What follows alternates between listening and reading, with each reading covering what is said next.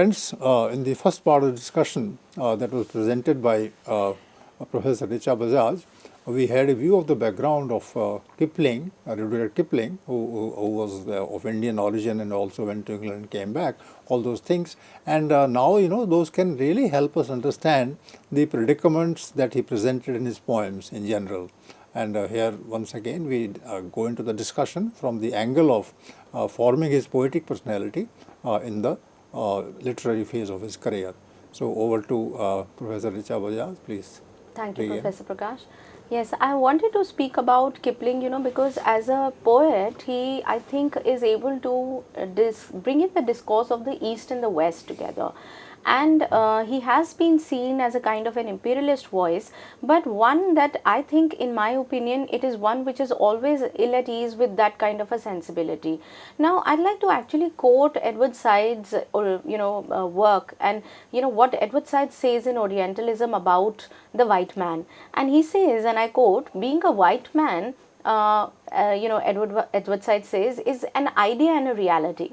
It involved a reasoned position towards both the white and the non-white worlds. It meant in the colonies speaking in a certain way, behaving according to a code of regulations, even feeling certain things and not others.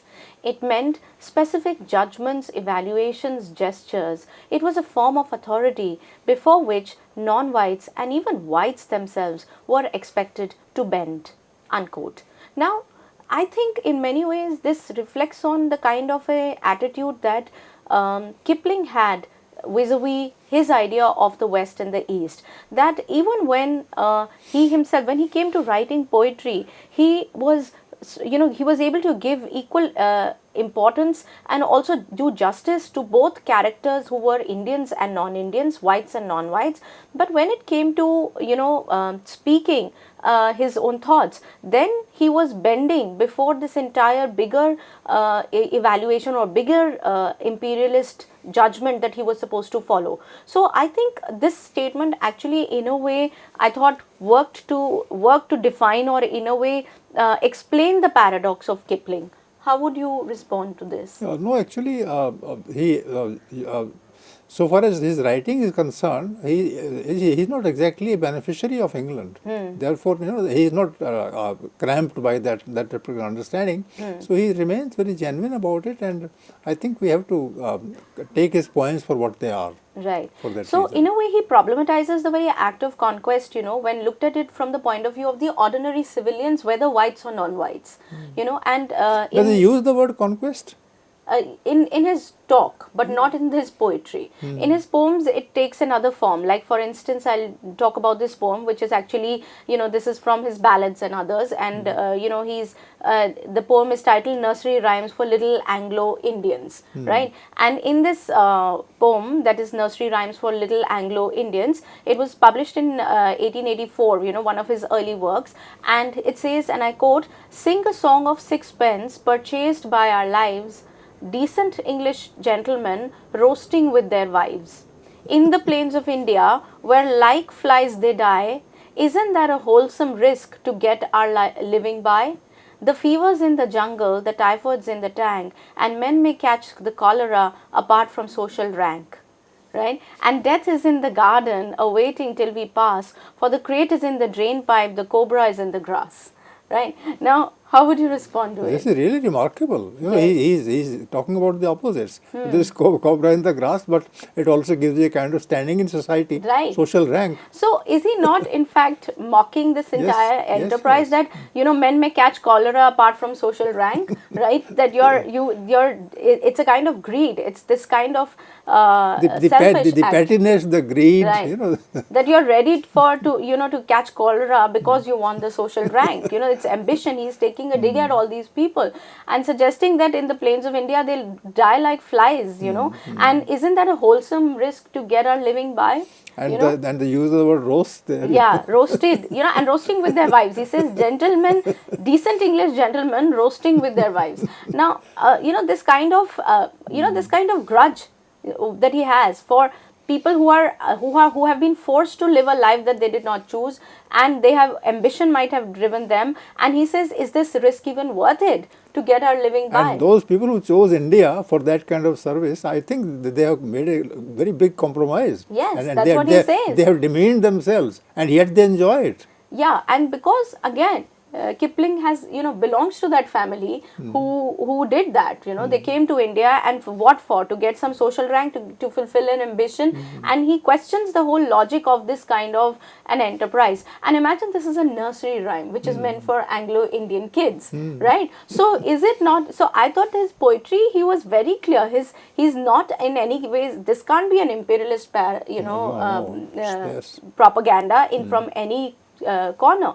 When he goes to another poem, You rightly said that he holds a mirror up to society of the time, particularly the English people. And their own, and calls out their own sense of false pride that they might have, and pointing that this is a kind of your selfish achievements that make you talk about the white man's burden, because clearly you are not helping the women or the children who you forcefully put in a situation which is precarious, where cobras abound. So because they are not natives of the land, and they are also, there is always a grudge that the natives bear towards them, so this kind of a relationship, he says that this is not worth it. So I thought that it was such a critique of the whole enterprise of colonization itself in this. Actually, these are the, ours are the times of literary history. So if somebody has so many cobras and so much of, wild things here, then who has made this possible in India? I think English regime and English policies. India was not like this in the 16th, 17th centuries. So if you have all these things at this time, then somebody is to blame. And the person who is making policies, that person is to blame. India has in the 19th century become so impoverished and without any resources. So that's what has happened. That's what, and in one of the previous poem that I mentioned in my earlier lecture was about how you had actually taken the profit of the country and taken it away, and you call it white man's burden. So in a way, as against popular opinion, I think that Kipling's poetry seemed to reveal a different sort of a man. Now in his ballad, this is another east-west train continues in Kipling's poetry, throughout. He's constantly talking about the east and the west, and adding a lot of vernacular words into it from Hindustani, from various the kind of words that he picked up. Now the east-west train actually is carried forward in the poem The Ballad of East and West, which was published in 1889, and from 1884 kind of nursery rhymes to 1889 we've reached here. And here he talks about the chivalry of two people. There are two characters. There's an Afghan and there's an English colonel. Now this Afghan has stolen he's the thief because he's stolen a mare, and the son of this colonel is now after him. So this entire ballad is about the story of these two men, and he finally shows how when the colonel is caught, the Afghan actually helps him out, and how at the end of the ballad in this poem, the Afghan actually becomes a friend of the colonel, because they both value a sense of courage and chivalry that they see common in one another. So from a thief to a friend, the Afghan has, the relationship change, and they in fact try to do one another a favor. He says, keep the mare. He says, no, I'll give you money. So in a way, there is a sense of the spirit of humanism, and I thought the spirit of Renaissance humanism was very apparent in this ballad, which actually opens on a very interesting note. I'd like to quote how this poem begins, and it says, that's the poem from where you said twain shall never meet one. It says, oh, east is east and west is west, and never the twain shall meet, till earth and sky stand presently at God's great judgment seat. But there is neither east nor west, border nor breed nor birth, when two strong men stand face to face, though they come from the ends of the earth. Unquote. So I thought this was the kind of a very raises the question and answering it as a sort of a Renaissance humanism, sort of a model bringing back the world is one. The world is one, and that there is no east or west or border or breed nor birth. So imagine the kind of hierarchies he's broken of birth, of nobility, of breed, that is race. He's called a racist. He's termed a racist. He's termed a jingoist by a lot of critics. But to read a poem like that, I didn't feel that this man could be a racist who said that if you have valor, if you have courage, if you have strength, if you have the required stoic strength to face crisis, then you are a person who is as dignified as anybody else. So there is no east or west or border, breed or birth when two strong men stand face to face, though they come from the ends of the world or ends of the earth. So no matter where they come from, there is a sense of resilience or this sense of strength that he's celebrating, and which is what he finds human and dignified. Now this strength and stoicism actually is visible in one of the most loved poems of Kipling, which is titled Just If. And it's Just If is the title of this poem, and obviously it's one of the most popular poems. In fact, it was and the title is so open-ended. Yes, that's true. It was in fact voted in 1995 as the England's most loved poem, and by the nation. So in a kind of a vote that happened. So, but what is that poem about? It's a poem about resilience. It's a poem about that kind of hardiness. It's a poem about that kind of strength in the face of crisis and despair, that you keep yourself together. And I find this poem, of course, and this poem is like, it's in fact Kipling didn't know it will become so big. He said, it is sung in schools, it's there everywhere, it's on placards, it's on various places, it has been put on right now, it's put on stadiums, just as a kind of a poem of encouragement and hope and aspirations. It works well, and this is written in a format of a father speaking to his son and telling him how to live his life. In fact, some people suggest that he's given a list of impossibles and made the life of the child probably very difficult, who would never be able to do all of that he says.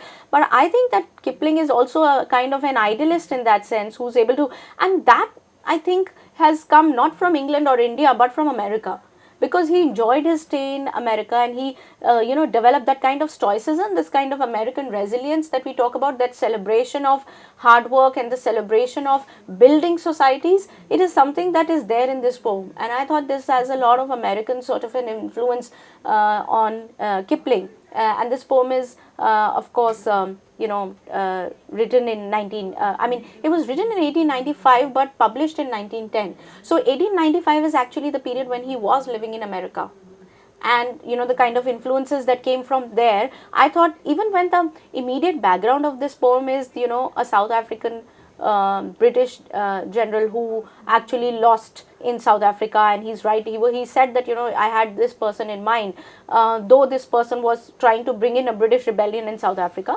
But that's a different matter. What this poem is stands on itself, and I'd like to quote some of the lines from the poem. Yes. It says, "If you can keep your head when all about you are losing theirs and blaming it on you, if you can trust yourself when all men doubt you, but make allowance for their doubting too.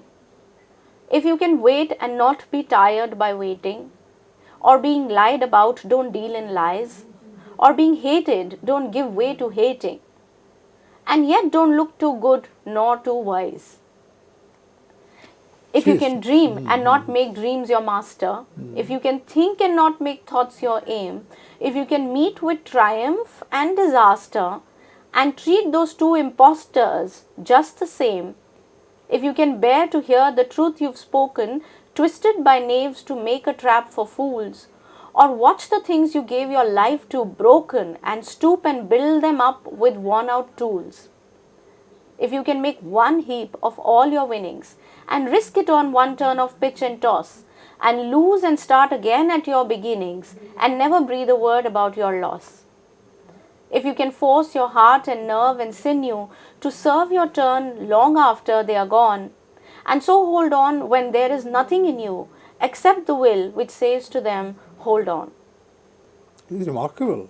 And then he ends it with, and it goes on, I've not added the whole poem, and it goes on. Finally he ends it with, "Yours is the earth and everything that's in it, and which is more, you will be a man, my son." So that's how it ends. So you can see the logic. The structure is the father talking to the son, that you will be a man when you understand these things, and yours will be the earth and everything that is there in it, if you are able to do all of that. So man is humanity, the earth is one and unified, Yes. and he's having that kind of a dream, which I think you call him an idealist. Right. So this is where his idealism resides. Right.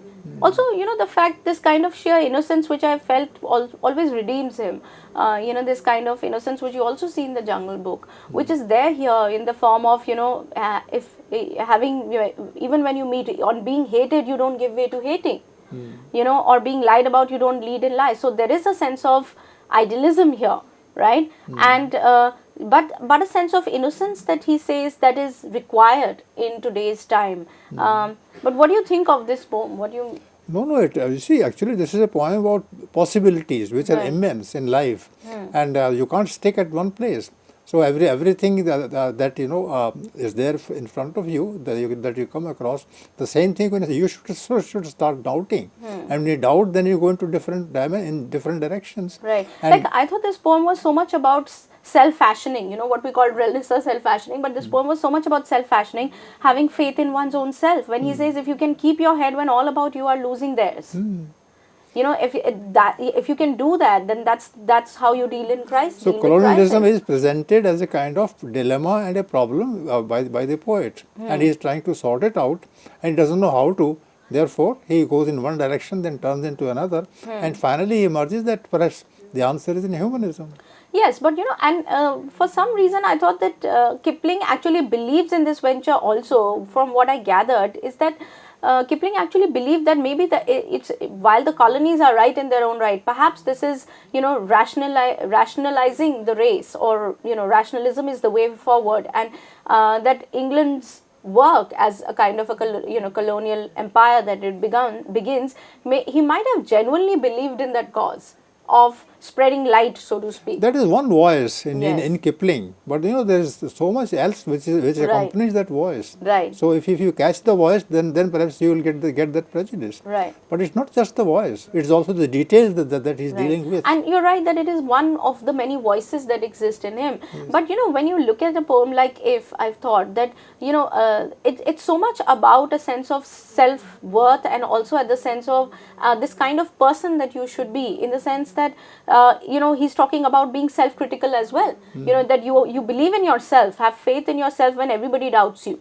But right? you also have faith in the Afghan, in the other right. thing. And also make allowance for men's doubting. That if you can trust yourself when all men doubt you, but make allowance for their doubting too, which means that could be right.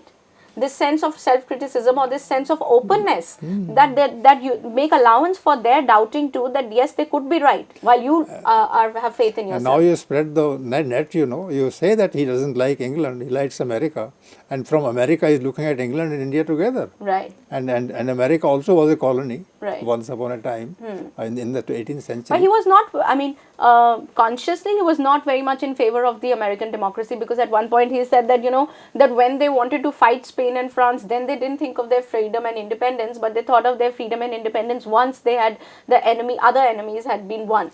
That is the journalist that is working. That is the journalist, right. So, there is a conscious voice, I thought, that is very pro-England. But if you see the whole picture, I felt that in terms of his life, he was most happy in America, because he had built his own world there. He had built his own family there, his house there. And didn't have a sense of belonging in England, as you pointed out earlier. He has a very unsettling sort of relationship. He wants to, but never really fully is able to. Why?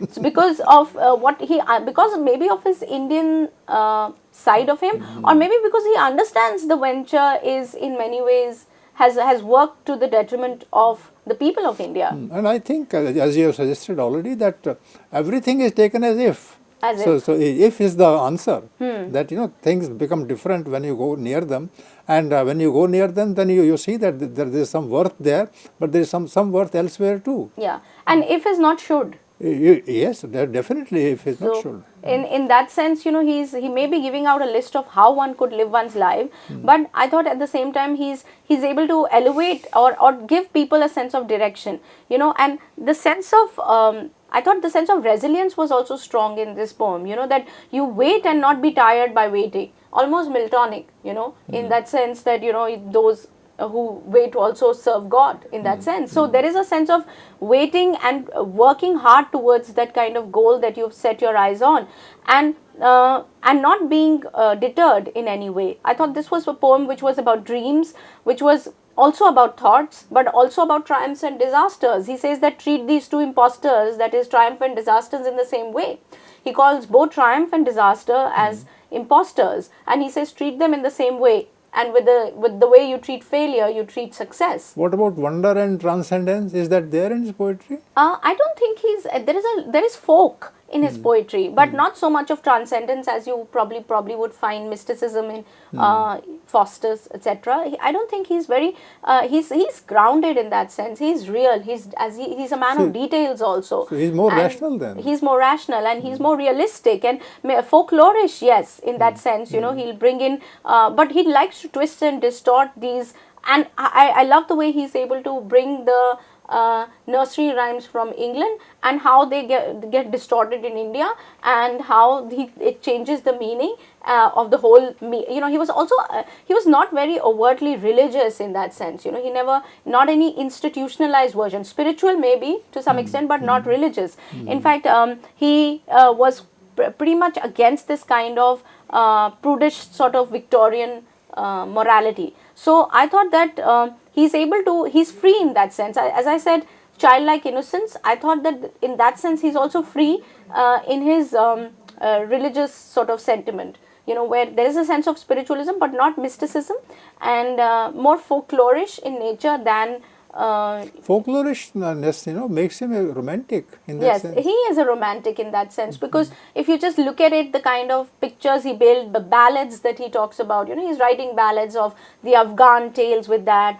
obsessed with Mughal architecture. Also, I also feel that, growing up with his father being an art curator and an artist, he's constantly looking at history as romance.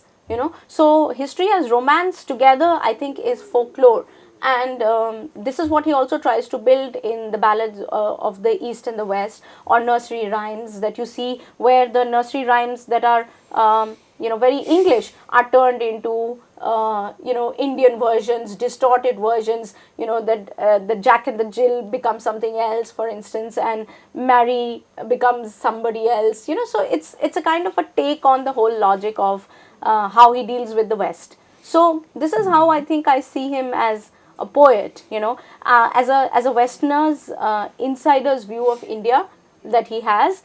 He's the revealer of the East in many ways, I thought, to the West. Okay, now there is one last question, because we are coming to the close of the discussion. You see, you have used the word if. Yes. That's the title of the poem, and it's a long poem. And I think your entire presentation about Kipling today goes into the question of if. Yeah, paradox. So, paradox. And there are so And many whether. details and so many aspects of reality at the national and the international level. So how do you then finally put it together into a kind of comprehensive point of view? I think this paradox takes the form of parody also in his work. In his poetry for sure, in a lot where irony comes in, and he parodies the nursery rhymes, as I said, etc., of England. So I think the way he deals with this paradox is to create a kind of an ironic situation and present it as an irony or parody what is English. But the paradox is real in Kipling, because when you read him as a poet, you would like what he says, but not as a man maybe. So as the literature that he produces, I don't know if you can distinguish between the literature and the man. Can you? No. Anyway, one should, as a critic, one should find out the literature to be the guide, not the man. Not the man. Yes. So in a way, I feel that as a conscious person, he may be aligns towards this kind of the English imperial practice. But when it comes to his literature, he's free in his use. He is not consciously propagating certain things. The moment he begins to consciously propagate one point of view, there is an undercurrent, and it's questioned by the opposite. The opposite soon finds a way in his work. So the fact that it's interesting, because he uses a lot of vernaculars, Anglo-Indian terms. So there is a lot of Hindustani Urdu words that he uses, which makes it in a way interesting, for probably the English reader, but he was loved in India when he was writing. He was admired for the kind of work he produced here. So I think there's a kind of an amalgam of the two, the East and the West in his work, and he could be seen as a bridge, but you could say then he is obviously on the side of the British, trying to further the colonial enterprise and becoming the voice of the empire in many ways. But the other side of it cannot be missed, is what I wanted to present today, that his work is in a sense about perseverance and strength, and about the meaning of finding the meaning of human existence, and a deep rooted sense of humanism in his work, where when he begins to depict characters or depict situations, whether in poetry or prose, he is able to look at the things from different point of views, and also give a sense of dignity to his portrayals. And the moment you attach dignity to characters, you have given them a sense of worth, and given you are obviously caught between the two sides, I'd say.